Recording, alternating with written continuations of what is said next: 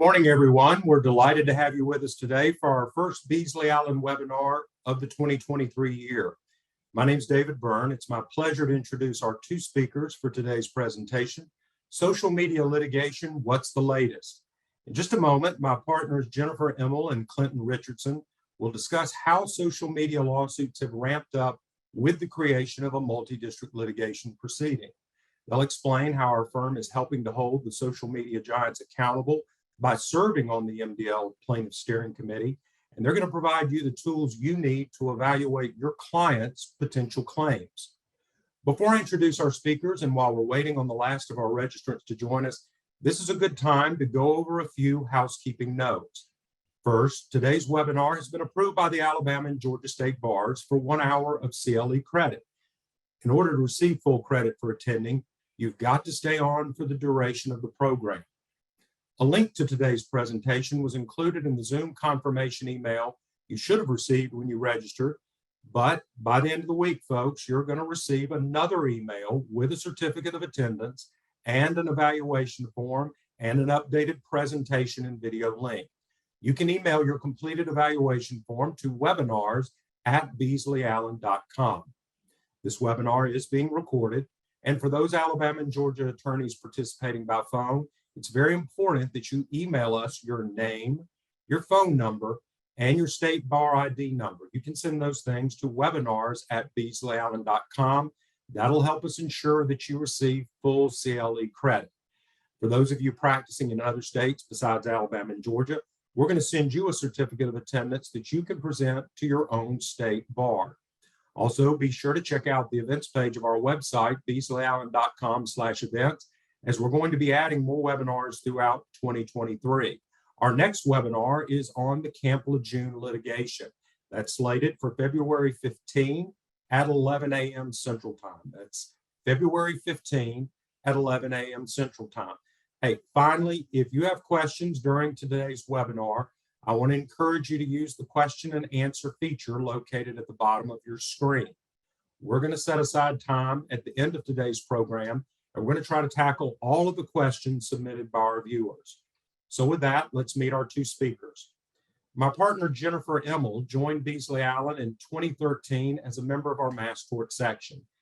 Jennifer earned her undergraduate degree in biology with a double minor in physics and chemistry from the University of Wisconsin-Eau Claire. Jennifer went on to obtain a PhD from the University of South Carolina School of Medicine. Her degree there was in biomedical science with a focus on molecular oncology. If that weren't enough, she earned her JD from Gonzaga University School of Law. As a member of Beasley Allen, Jennifer is focused on cases consolidated in multi-district litigation. Those include the Johnson & Johnson and Emerus talcum powder MDL and several of the transvaginal mesh MDLs. She is a remarkable lawyer, scientist, and scholar, and we are absolutely delighted to have her on the Beasley Allen team. My friend Clinton Richardson also serves as an attorney in Beasley Allen's mass tort section. Over the past several years, Clinton has actively worked on the Jewel litigation. He received his undergraduate degree from the University of Alabama and his Juris Doctor from Faulkner University.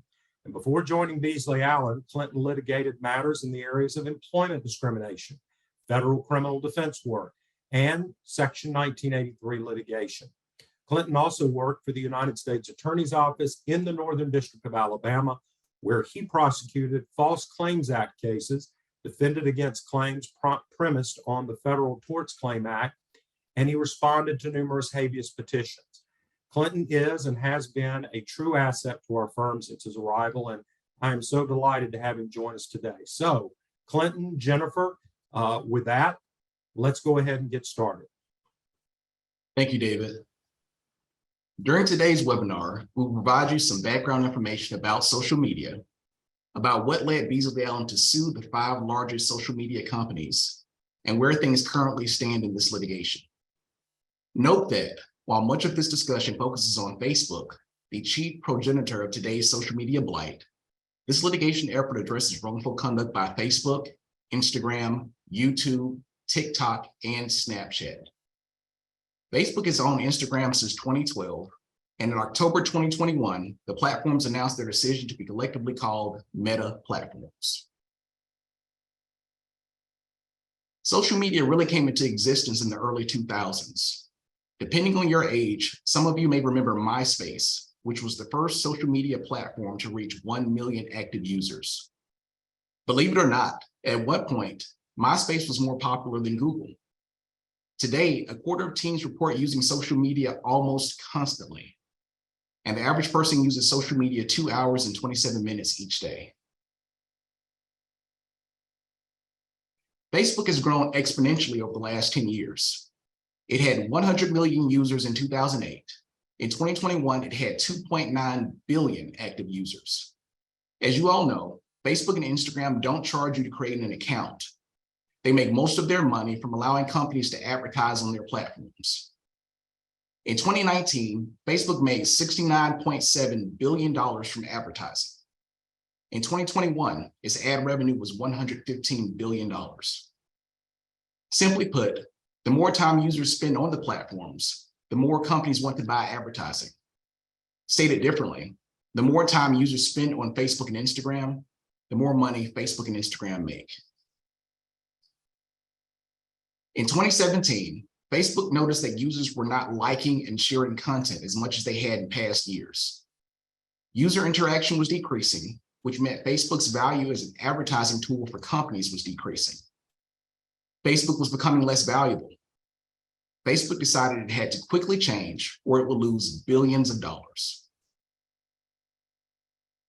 In September 2021, the Wall Street Journal began to run a series of publications based on internal Facebook documents. At that time, the source of the documents was unknown to the public. The documents show that since at least 2019, Facebook has known that prolonged use of the platform causes mental and physical harm to teens, often in ways only Facebook fully understands. Facebook's own documents show that prolonged use of the Meta platforms makes body image issues worse for 33% of teenage girls.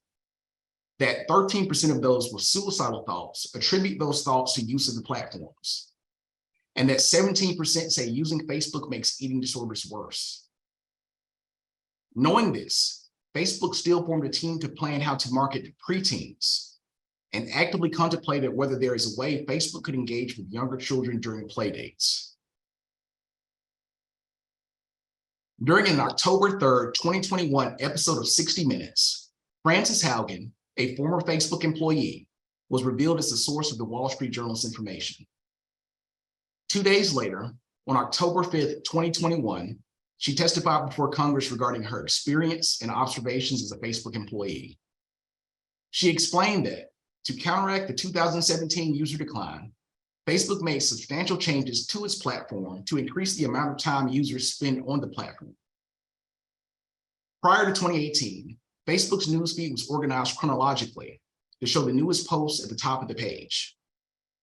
In 2018, it implemented changes to amplify content that Facebook determined is the most reactive, because Facebook concluded that reactive content would draw the most attention and therefore make Facebook the most money.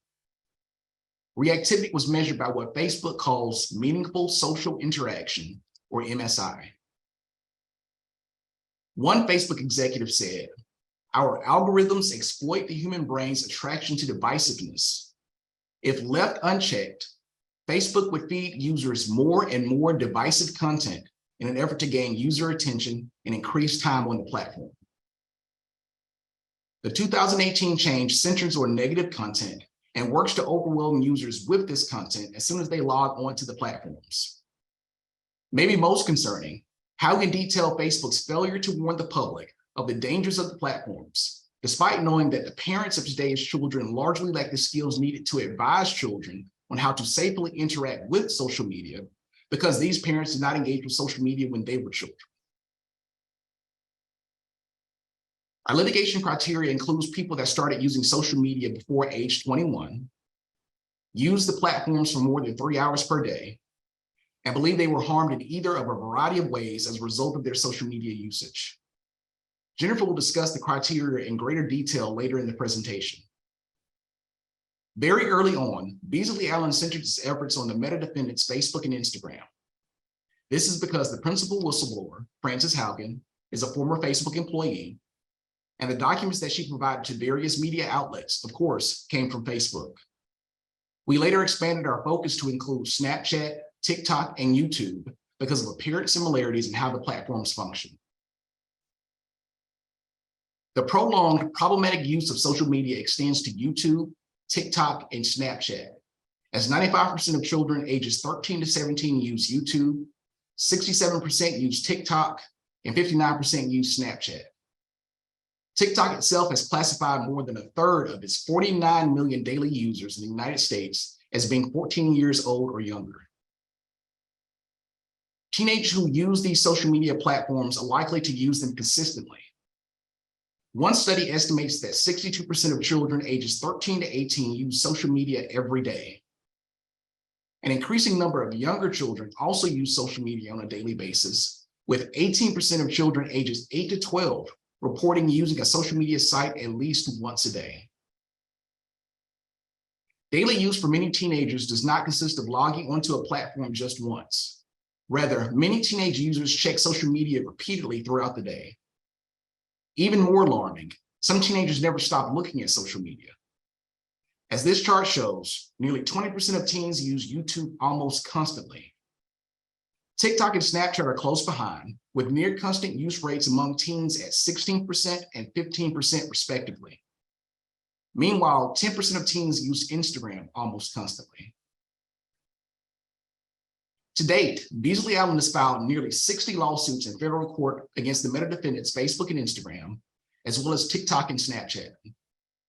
All filings are individual personal injury actions, alleging theories of product liability, negligence, fraud, and unjust enrichment. We have filed lawsuits on behalf of residents of Alabama, Delaware, Texas, California, Kentucky, Missouri, Georgia, Florida, Illinois, and Tennessee. We are prepared to represent clients across the nation, and we plan to file many more lawsuits in the coming months. On August 1st, 2022, Beasley Allen filed a motion before the United States Judicial Panel on Multi-District Litigation, or JPML, to consolidate cases against defendants into a multi-district litigation, or MDL. The federal MDL statute, 28 U.S.C. section 1407, permits the temporary transfer of federal civil lawsuits with one or more common questions of fact to one district court for pretrial proceedings. MDLs promote efficiency. Rather than having 100 plus cases pending before different judges in different courts across the country, MDLs are commonly coordinated in a single forum. On Thursday, October 6, 2022, the JPML issued a transfer order instructing that all social media cases involving defendants Facebook, Instagram, Snapchat, TikTok, and YouTube be transferred to a MDL in the U.S. District Court for the Northern District of California, Oakland Division, before Judge Yvonne Gonzalez-Rogers. Beasley Allen's Joseph Van Zandt is among the select team of lawyers designated by Judge Gonzalez-Rogers to lead this MDL.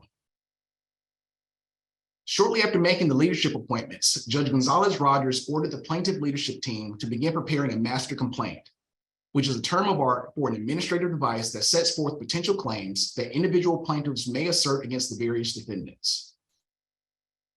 We anticipate that the defendants will file motions to dismiss certain claims, but we will adamantly oppose any such dismissal attempts. An example of the increased efficiency afforded by MDL consolidation is direct filing, which has been ordered. Direct filing is substantially more expedient as it removes the need to customarily file a case in the federal court in the state of each plaintiff's domicile, and then have the matter transferred over to the MDL. Arguments regarding the proper substantive law to be applied are reserved. The court has also ordered that service upon defendants will be deemed complete upon emailing the complaint, summons, and civil cover sheet to the designated email addresses, which will provide an automated confirmation of receipt. Direct filing does not automatically amount to a lexicon waiver. As stated earlier, the MDL statute prescribes consolidation for pretrial proceedings only.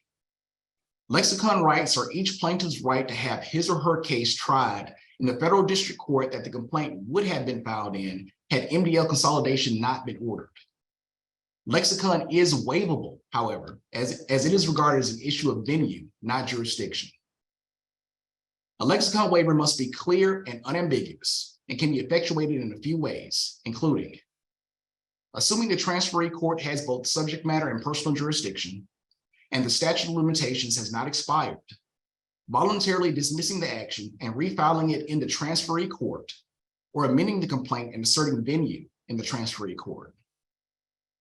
A second option is that the transferee judge could also seek an intercircuit assignment under 28 U.S.C. section 292D. An additional option is that the MDL transferee judge could state in his or her remand order grounds for support for the transferor court transferring the case back to the MDL transferee judge for the trial.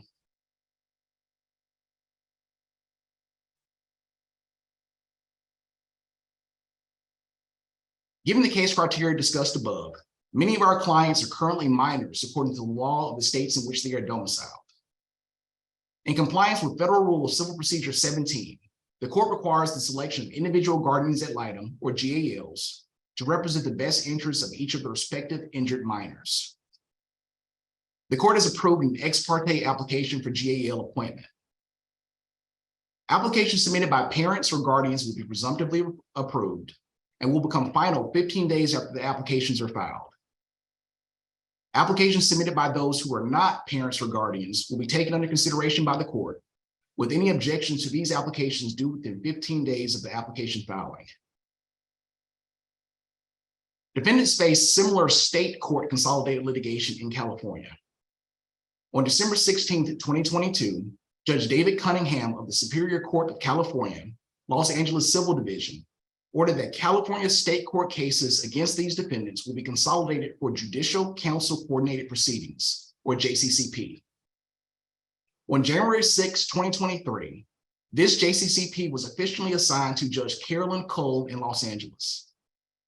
Beasley Allen has filed many cases in California State Court and will aggressively litigate for our clients there too. Some things to consider about the duty to preserve relevant proportional evidence as related to this plaintiff cohort. As we all know, teenagers notoriously lack the ability to control their impulses. Couple that with the fact that defendants have engaged in significant measures to addict children to these platforms, measures that are difficult for many adults to counteract. And what we're finding is that teens are very protective about people accessing their accounts, but also reckless with their recall of account login credentials. Teens are not as organized as most adults, which leads to many forgotten passwords. Forgotten passwords result in being locked out of accounts, which leads to the need to create many different accounts. In addition to needing to create many different accounts because of forgotten passwords, many teens create multiple accounts to avoid parental supervision.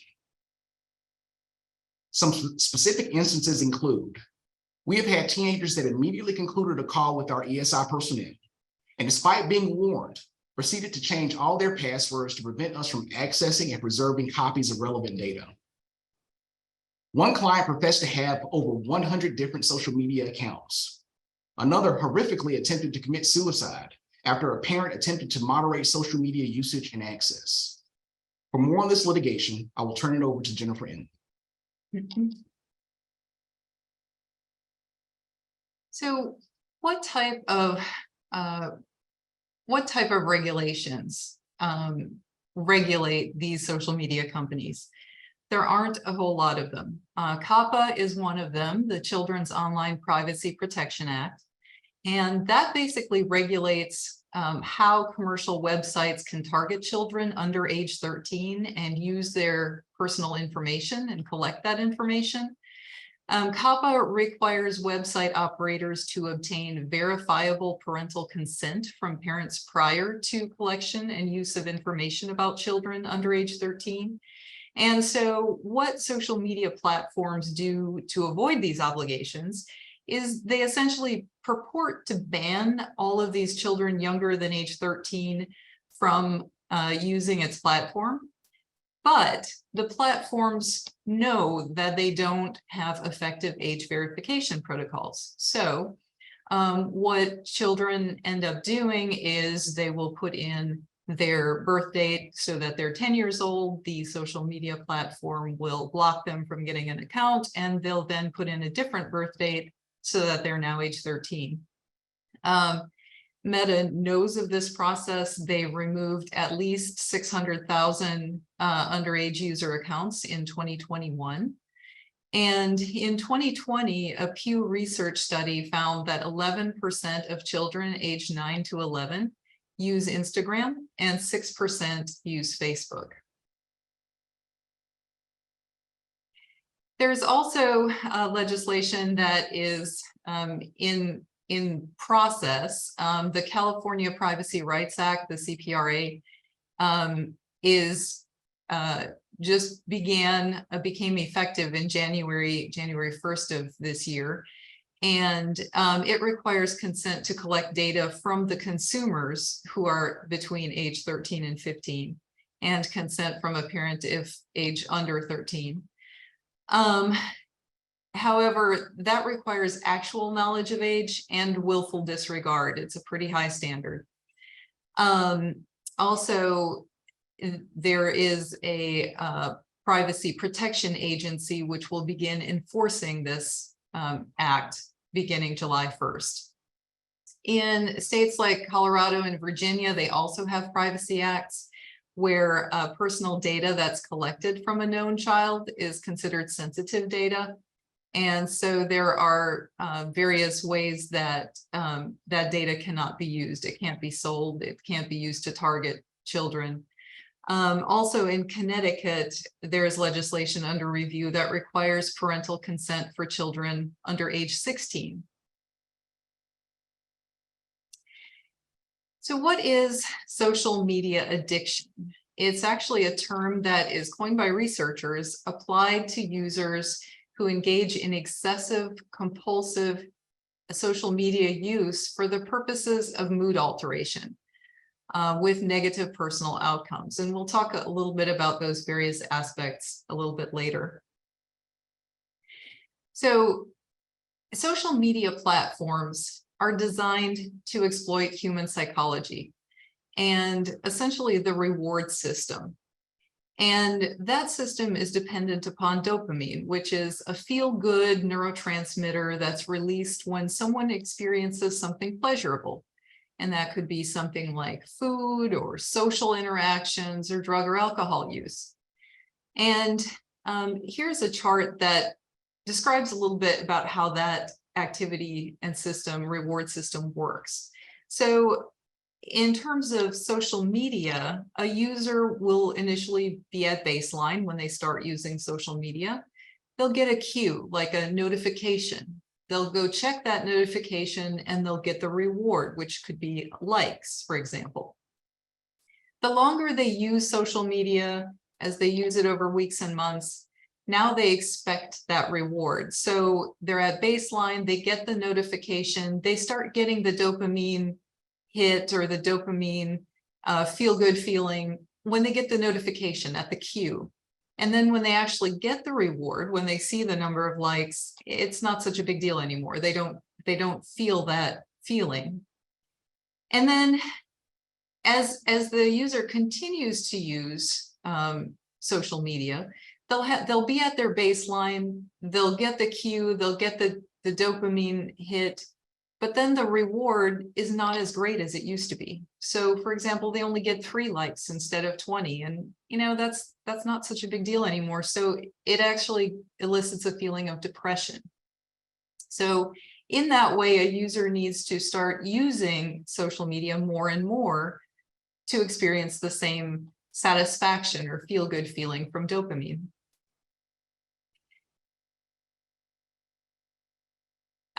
So because of this, the business model that Clinton talked a little bit about earlier, social media apps have to be designed in a way to keep users on the platform, because the longer they're on the platform, the more ads are seen.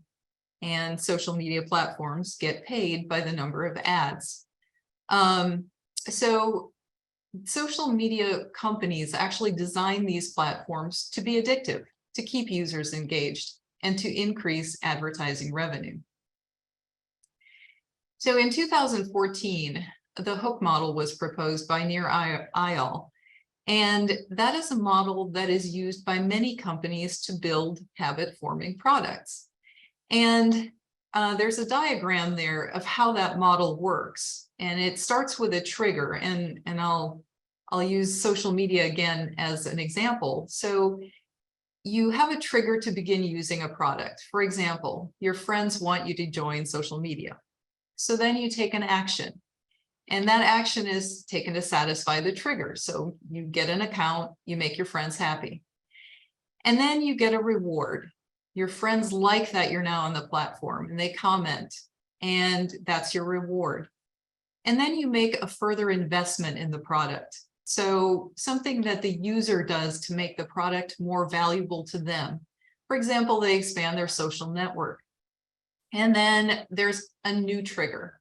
So now you have new friends. Your new friends want you to join some kind of a streak where you communicate back and forth with each other a certain number of days in a row. So now you start the whole process again.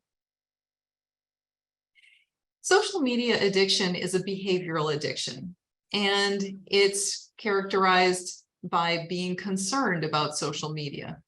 You've got this uncontrollable urge to log on or to use social media, and you put a lot of time and effort into social media, and ultimately it will affect other aspects of your life, such as your relationships or school or work. And psychologists estimate that as many as 5 to 10% of Americans meet the criteria for social media addiction today. I'm going to go through some of the aspects of Facebook. Facebook was the first large-scale social media company to employ the full range of these addictive techniques. So I'm going to go through some of those. In 2004, Facebook was launched. Between 2006 and 2008, there was an app and the creation of a like button. We're going to talk about the like button a little bit later. It's probably the most addictive feature of Facebook. Between 2009 and 2016, the first algorithms were created and things like features posts were shown in the news feed, and additional reaction buttons were launched. And in 2016, Instagram was launched. In 2017, MSI, Meaningful Social Interactions, was launched. And posts, what that means is essentially posts with more likes and comments and shares are moved to the top of the feed, rather than the feed being chronological as it was initially. And this is basically called engagement-based ranking, where, you know, if you've got more engagement with a post, it's going to be ranked at the top of your feed. Between 2020 and 2021, algorithms were tweaked, and they began sending users news and content based on many more aspects, based on interactions the users had with other posts, the amount of meaningful social interaction that content has, the average time spent on that content by other users. So at this point, the algorithms are assigning each piece of content on Facebook a score, and it will predict and determine how relevant that content is to each specific user. So looking at the likes button, as I said earlier, it is one of the most popular and addictive aspects of Facebook and Instagram, and as well as many other of the social media platforms. So for users, the like is the reward, and that keeps the user going back to get more. The like is what provides the dopamine high of a positive social interaction, and it essentially means that the user is getting recognition and getting validation. Other reactions were introduced in 2016, but when individual users get like buttons or get likes, it causes the user's brain to release dopamine, and it's that feel-good neurotransmitter. And over time, as I talked a little bit about earlier, the brain will adapt to that excess stimulation. And it will do so by down-regulating or decreasing the number of receptors for dopamine. And so essentially, this causes a need for more dopamine to be released to get the same feel-good feeling. So Algorithms are designed to exploit the user's tendency to go back for more pleasure, that additional dose of euphoria. And so over days and weeks and months, the baseline to trigger that feel-good feeling, the dopamine responses, that increases. So over time, as people go back and use social media and addicting devices, they use it not to get the enjoyment that they did in the past, but just to feel normal, just to maintain that baseline. And as with other addictive substances or devices, when individuals try to stop using it, they will experience the same sort of withdrawal symptoms that they do with other addictive substances like anxiety, irritability, insomnia, and craving. So one method to addict a user to an activity is by spacing out those dopamine triggering rewards. So that's called intermittent variable rewards. And so if the reward is spaced out and it's not predictable, that allows for the user to anticipate it and to start to crave that stimulus. And when they get the stimulus, that makes the addiction much stronger. So for Facebook and Instagram, it includes things like likes, notifications, and comments, and the platform will actually space them out. So for example, if you post a picture on Facebook or Instagram, you might get 10 likes within the first 10 minutes, but you only see 3 of them. And then maybe 10 minutes later, you'll see 3 more likes. And then maybe an hour after that, you'll see 4 more. So Facebook and Instagram and some of the other social media platforms will use these intermittent variable rewards to space out rather than notify in real time to maximize addictiveness. Push notifications do act similarly, but they are also used to draw the user back to the screen. So they're short, engaging messages, things like someone posted something, someone you know is on the app, someone tagged you, someone liked your post. So when you're not using the app, you'll receive these notifications and you'll be drawn back to the platform. And that goes to a user's fear of missing out. And the fear of missing out is a motivation not to miss out what your friends are doing or not to miss out what's going on. You don't want to miss what the notification is. For example, when you get a trigger, which is a push notification, that the user's been tagged by a friend, they open up the app because they want to view the photo, they take their action because they want to make sure that they're looking okay. They want to see what the reaction is. They want to see what other people say about it. So that's their reward. The infinite scroll is another tool to keep users on the platform longer. So Facebook, Instagram, other platforms like YouTube, TikTok, you can scroll, you will get an endless stream of content and you can just continue to scroll through it. And scrolling is actually much easier for a user than clicking because the user isn't actually making any determination or any choice in what to do. They're just kind of a passive viewer. And because of that passiveness, the user will stay on longer because they don't have to make any kind of decision or make any kind of action. And it keeps them hooked on their phones longer than they would normally be. In things like TikTok and as well as YouTube, the videos will either scroll to the next video immediately or we'll start replaying the video again. Because if the user enjoyed it the first time, they might want to watch it again and get another dopamine hit.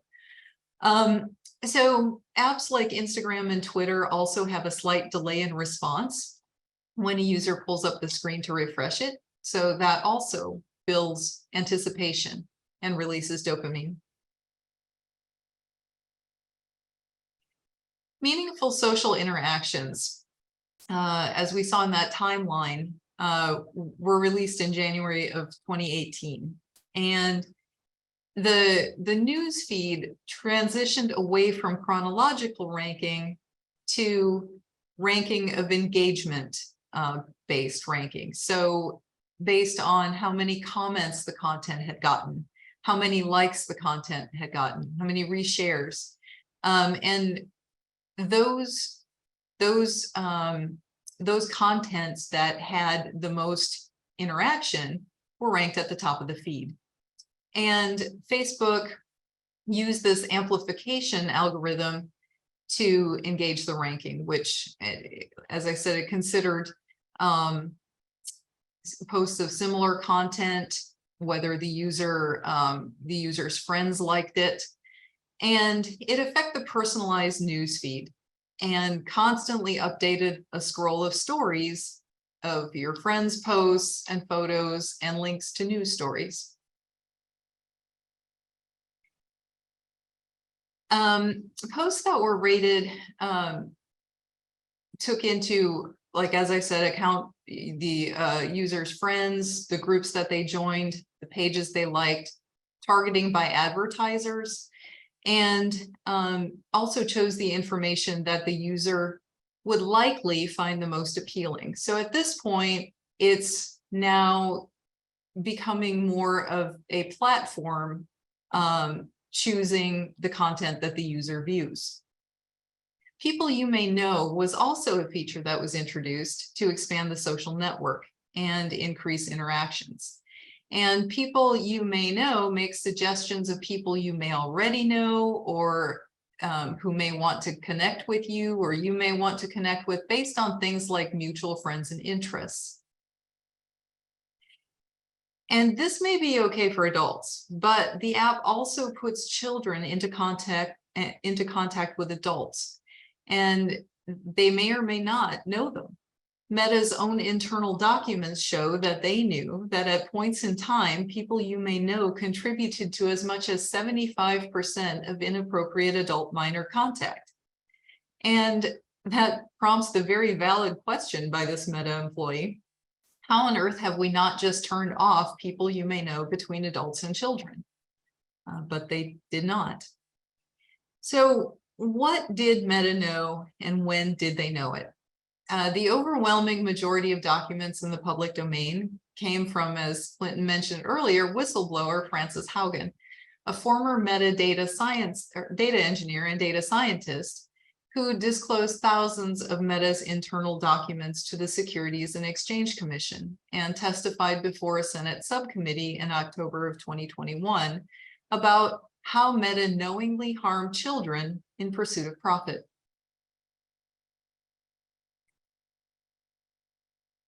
So users trend young. By 2016, Meta's internal research concluded that the majority of 10 to 12-year-olds had at least one social media account, and 24% of 7 to 9-year-olds had at least one social media account. Other documents showed that by 2014, 80% of high school students said they use social media daily, and 24% said they were online almost constantly. On the right, in 2020, research showed that 43% of Instagram users are under age 22 versus 11% of Facebook users. So particularly Instagram users tend to be young. So in 2019, Facebook began a proactive incident response experiment, which included researching the effects of Meta on the mental health of youth. And their own in-depth analyses showed that there were significant mental health issues that stemmed from use of Instagram, particularly among teenage girls, many of whom linked suicidal thoughts and eating disorders to their experiences on the app. And researchers repeatedly found that Instagram is harmful for a sizable population of teens that use the platform. Meta learned that 5 to 6% of 14-year-olds admit to problematic use. which is Facebook's term for addiction to the platform. The user harms that were acknowledged in these slides were related ultimately to Meta product features like feed, profile, and explore, filters, teen-targeted marketing, and accessibility. And these harms include eating disorders, body dysmorphia, body dissatisfaction, depression, and loneliness. Meta admits that harm from Instagram falls into 3 categories. The first one is comparison to others, which results in self-harm issues, anxiety, insecurity. The second one is impacts from pressure on looks and behavior, which results in isolation and adopting unhealthy habits. And the third category is impact from others' behavior, which results in isolation, loneliness, and depression. A meta survey of teens found that they blamed Instagram for higher levels of anxiety and depression in young people. Meta acknowledged that constant access to Instagram meant that there was no way for teens to escape social comparison, and that this was the reason that Instagram was worse than other platforms.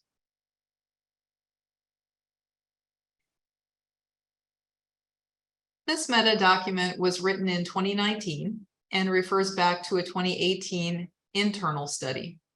And they found that more than a third of the survey respondents felt that they spent more time than they would have liked on Instagram.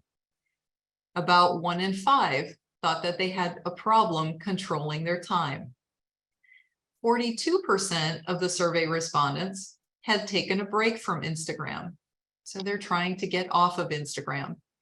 And they also found that when it was users that used the platform more often and tried to take a break, that they felt worse than before they took the break. So they're going through withdrawals. They also found that people who spent longer time think that their time spent on social media platforms is more meaningful than those who spend less time do. So they're justifying spending that much time on the social media platform by saying it's very important. Meta also cites to a 2020 article by Hunt Alcott that found that users who deactivated their Meta accounts experienced increased happiness and well-being, and that improvement compared to 25 to 40% of the effect of psychological interventions, including individual therapy.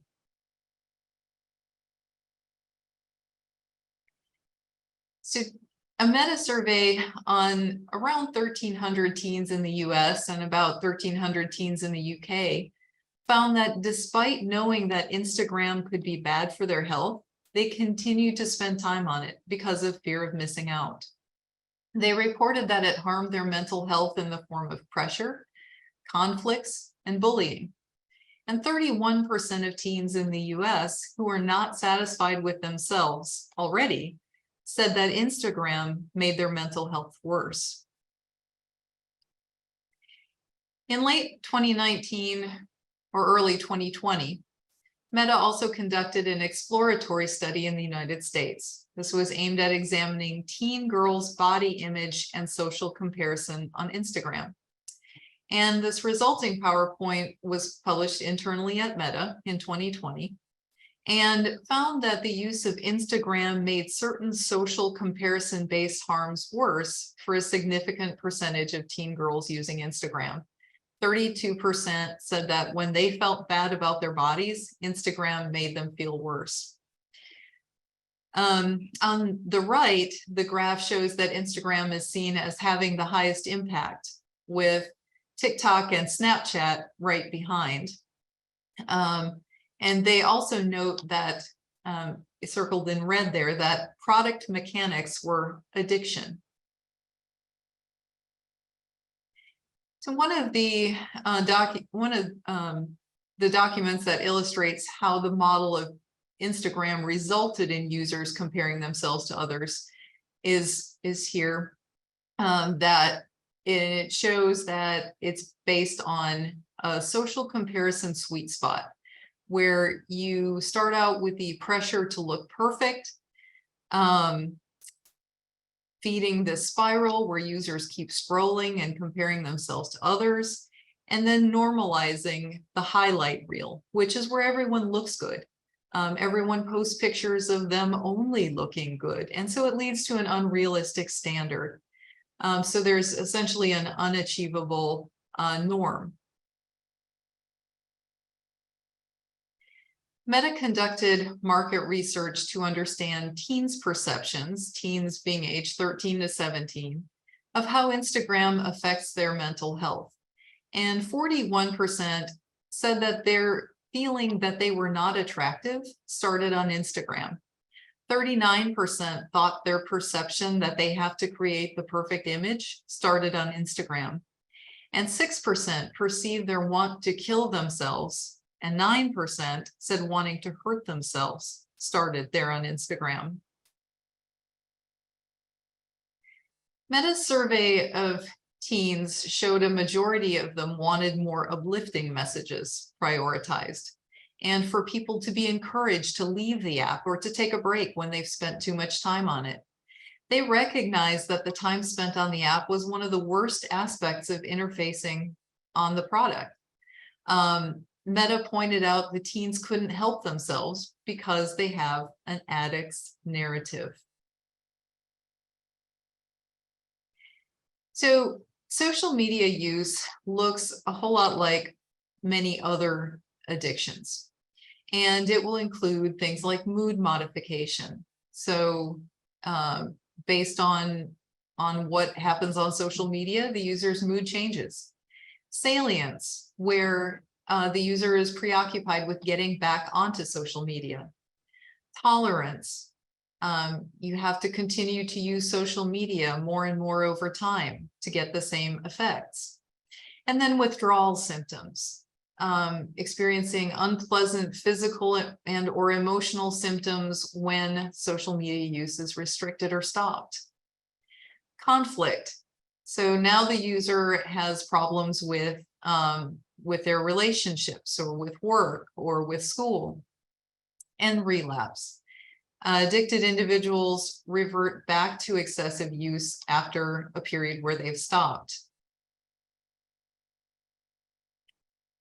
And what you'll see in many of these addicted kids are declined academic performance, sleep disruption. The kids will be on 8, 9, 10 hours a day. They'll be up until 2 or 3 in the morning on social media.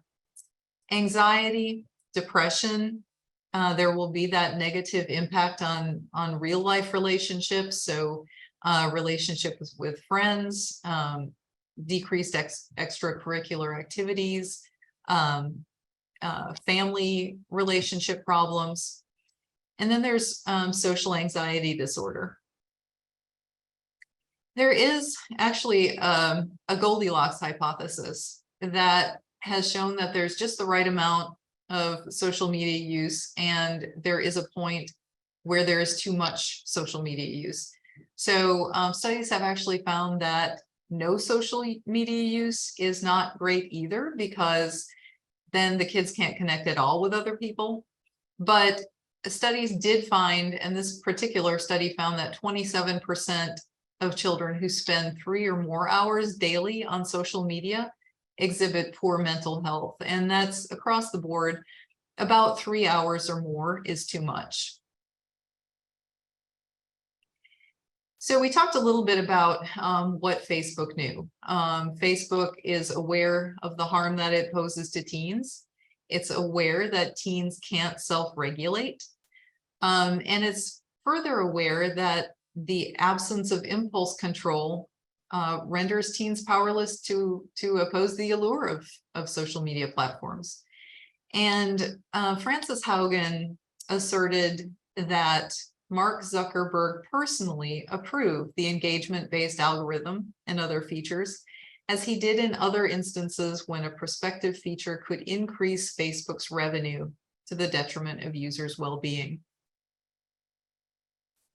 So, although a lot of individuals who use social media think that it makes them feel happier. In most cases, it actually makes them feel worse.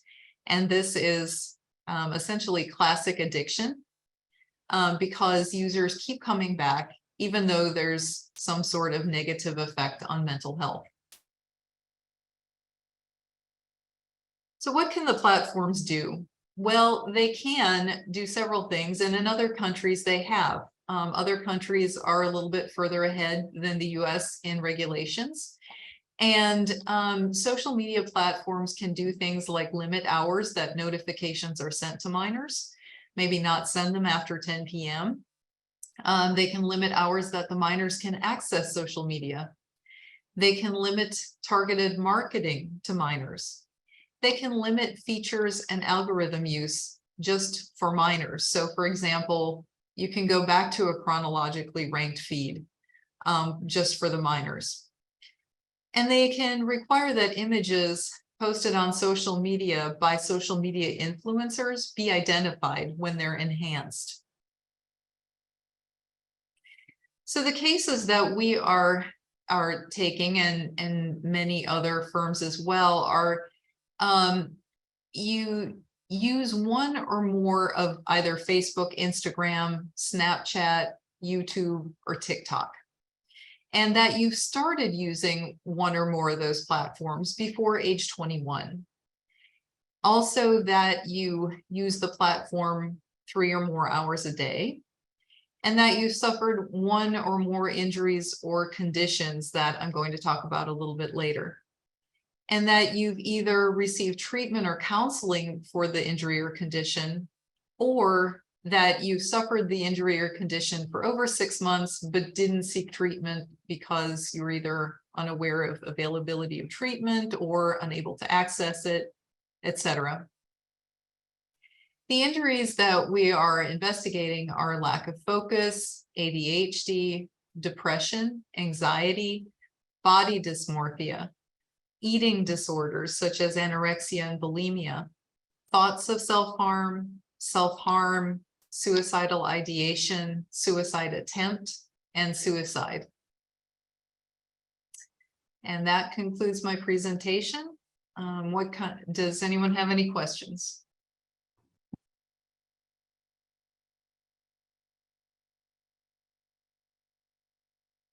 Oh, David, are you there? I am here. There you So, are. thank you so much. So Jennifer, Clinton, on behalf of all of our viewers, I want to thank you so much for giving us a really thoughtful and really thorough presentation. This was so helpful. And, you know, I always learn so much from these programs, and I know our listeners do as well. So we received several questions during your talk, and if you'll allow me, I'd like to present them to you and get your feedback if that's okay. So our first question comes from Edward. Edward asks, is there something specific that Meta is posting that seems to induce teens to want to harm themselves or kill themselves? Or is this just an addiction and body image issue? Well, we are actually looking, so there is a law or an act that protects content. It protects social media companies from third-party content. So we're not specifically looking at the types of content so much as the actual aspects of the feature, the design aspects that are addictive. So Section 230 actually protects social media companies from being held liable from content that other users post. So it's more of a design feature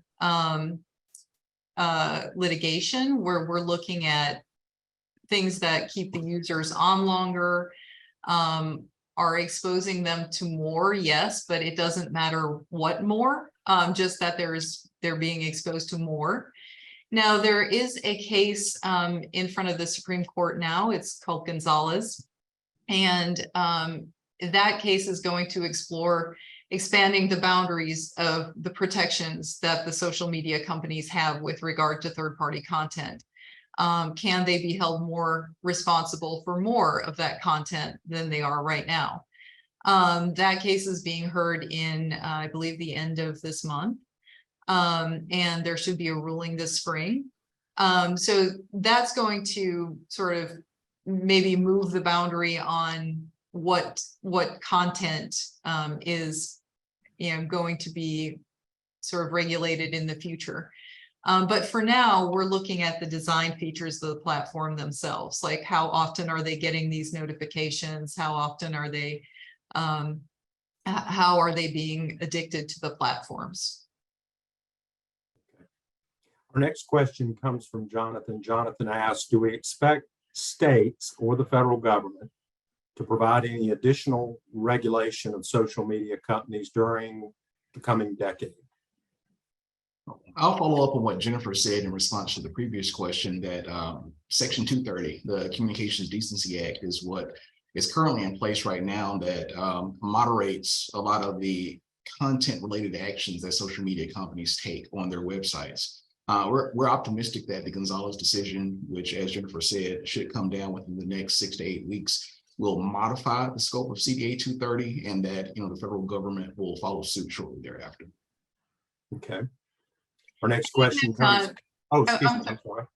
And even if not, like I said, there are some regulations that are in the process of being looked at in different states, like Colorado, Virginia, some states like that. And now there is more congressional awareness. So perhaps there will be more individual state regulations, depending on what happens at the federal level. Got an interesting question that comes in from Justin. Justin says, from what he remembers from school many years ago, consent was needed to conduct behavioral experiments on people. Would Facebook Meta be subject to that restriction based on the type of research experiments they're actually conducting?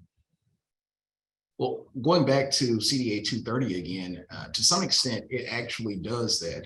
It includes a limitation on what they can do for users that are under age 13. And before they can, for example, gather data on those users and then use that data to generate revenue from advertisers, they're required to get consent from parents and engage in a variety of other measures before they can properly do that. So to some extent, there is rules and regulations in place to require that. Okay. Got an interesting question as well from Will. Will asks, what's the rough percentage rate increase of teen eating disorders since social media really began to rise in popularity? Well, there's a significant amount of information out there regarding not only the rise in eating disorders over the last 10 plus years, but also the rise in depression and anxiety. And I think most acutely, teenagers that go into the emergency room and report suffering from either of these conditions.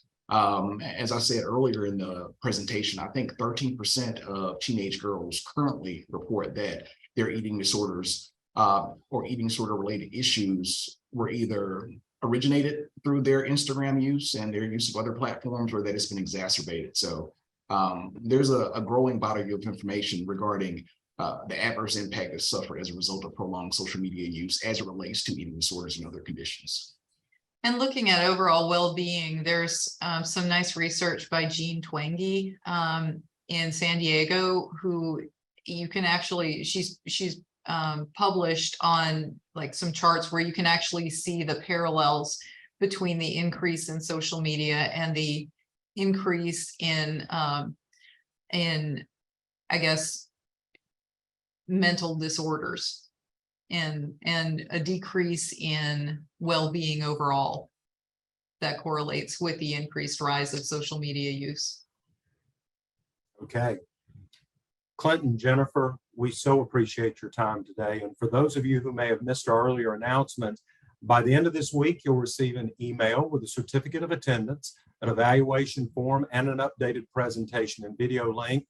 You can email that completed evaluation form to us at webinars@beasleyallen.com. Again, for those of you who are participating today by phone, please email us your name, phone number, and state bar ID number. You can send that to webinars@beasleyallen.com. Also, be sure to check out the events page of our website, as we're going to be adding more webinars throughout 2023. And finally, starting this year, we're also going to be offering all of our webinars on demand. That's right, we're going to be offering all of our webinars on demand. So please go to the BeasleyAllen.com events page for more details on that. Our next webinar next month will be a Camp Lejeune update. That is slated for February 15. Be sure to go ahead and register now, as we expect that to be a very, very popular webinar. Thank you to all of you for joining us today. Happy New Year, and thanks for supporting our Beasley Allen webinar series. Have a great day.